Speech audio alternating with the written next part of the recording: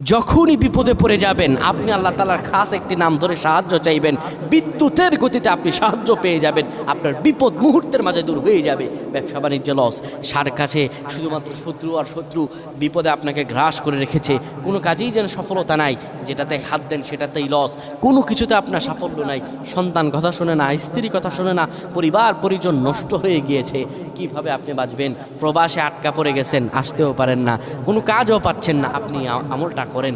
এটি আমার কথা নয়, বিশ্বনবী মুহাম্মদ রাসূলুল্লাহ সাল্লাল্লাহু আলাইহি ওয়াসাল্লামের প্রিয় সাহাবী হযরত যায়েদ রাদিয়াল্লাহু তাআলা আনহু, তিনি একবার মক্কা থেকে হিজরত করে যখন মদিনায় যাবেন, ঠিক সেই সময় বিপদে পড়ে যান।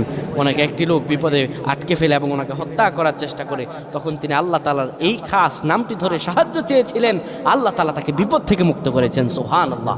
সেই দোয়াটা কি? তিনি যখন বিপদে পড়ে যান তিনি বলেন, আগিসনি ইয়া রহমান।